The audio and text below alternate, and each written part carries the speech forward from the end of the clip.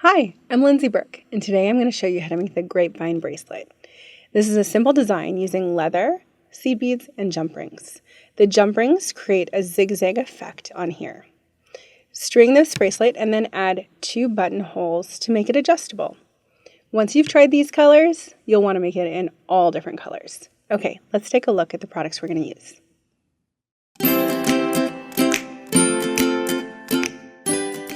Okay, let's take a look at what we're going to use today. We're going to use a size 8 Duracoat Opaque dyed green olive round Japanese seed bead, a size 8 galvanized matte eggplant Duracoat round, and then also a size 8 silver lined alabaster light berry ice Duracoat. These are all Japanese seed beads by Miyuki. We'll also be using 1 pewter button and 86 of the 4mm silver plated base metal 21 gauge jump rings. I'll also have brown leather cord in the natural Smoky quartz color in the 0.5mm. And I'll also be using 2 chain nose pliers to close up our jump rings.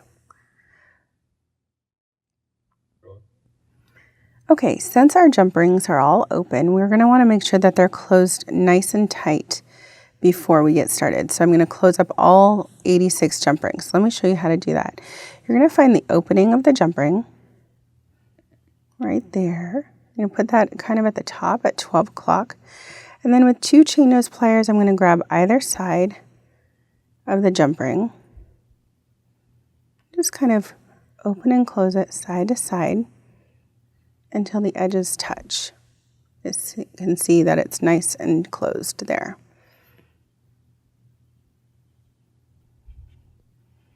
And then I'll repeat that again, grabbing on one side of the opening. You can see the opening there. It's slightly open. And I want to make sure that the edges are really close and touching. So kind of going back and forth. See if you guys can hear the click of it.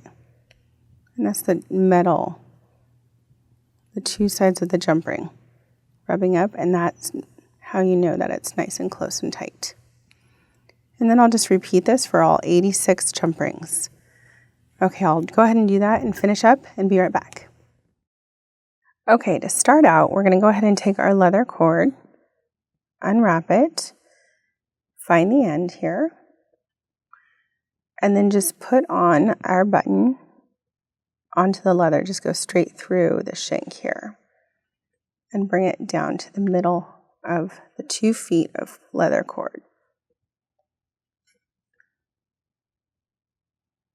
I like to make sure my 2 ends are close together. Bring that all the way down. And then tie an overhand knot right underneath the button. So I just wrapped around my finger and then slid it through. And now I'm going to just cinch it up, pulling it nice and tight, so the knot sits right underneath that button.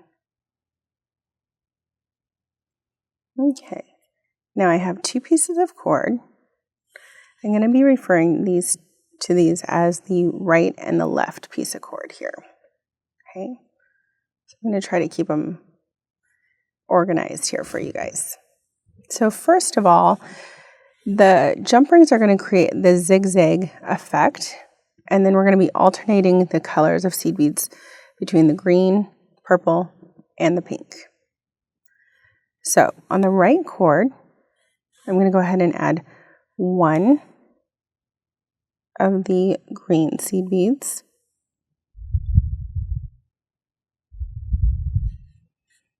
And then 1 jump ring. Okay. And then I'm going to go ahead and switch and take my left cord and go up through the jump ring. Then on that same left cord, I'm going to add a purple seed bead and 1 jump ring. Okay, then I'm going to switch again to my right cord, go up through the jump ring that we just added, Make sure to not get your cords twisted.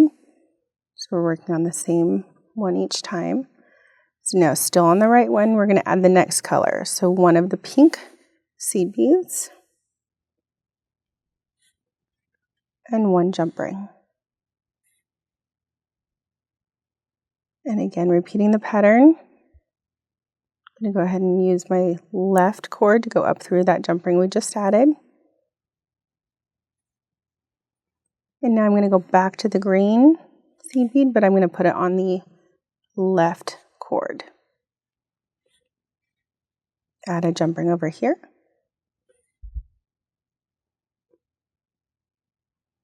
Now that I've got those two on there, I'm going to take my right cord, go up through. Oops, the jump ring jumped off. Put that back on. Go ahead and go up through the jump ring we added.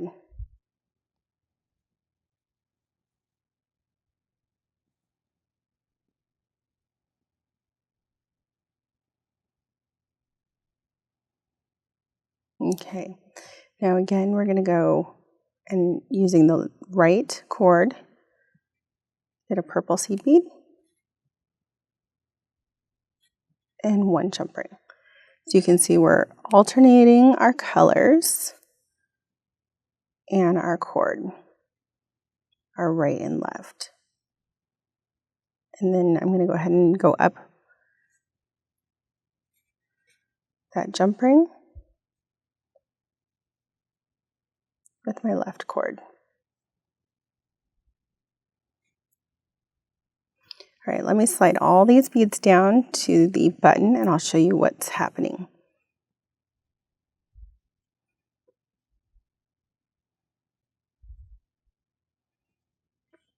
Pulling them all the way down, you can see that it's creating the zigzag effect and we're alternating the colors. So we had started with the green and then the purple, pink, green, purple. And we're going to keep up this pattern, making sure to keep our cords straight between the left and the right. And then I will be right back. We're going to keep going until we have about 6.5 inches. And I've used up all 86 jump rings. All right, I'll be right back. Okay, I've gone ahead and strung up all of my beads and all of my jump rings. I've got 86 jump rings all the way. And then I've got 29 sets of the three colors. So one set would be the green, purple, pink. So I have 29 of those all the way down. And so this makes about, let's see how long we are right now. So we're just at about 6 3/4 inches. So you can adjust this to make it the right size for you if you need to go shorter or longer. We're going to actually add 2 buttonholes at the end so it's adjustable. And this is great for a gift just in case you don't know the person's wrist. So what you're going to do is at the end, we're going to go ahead and do another overhand knot. So just like we did at the beginning under the button, we're going to do an overhand knot and put the knot right at the end of the beads. So cinching it up right next to those beads there. Nice and tight. Okay. And then to get the right size buttonhole, I'm actually going to bring my button around and look at the biggest, the width, the largest width distance here.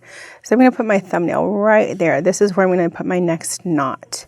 So again, doing an overhand, pulling it through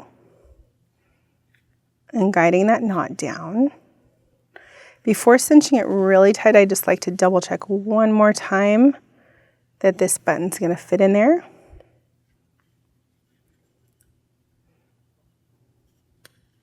And not be too tight, so that looks perfect. All right, and now I can go ahead and tighten up that knot. Just like so. So now I've made one buttonhole. And then I want to make one the same size. So again, overhand knot.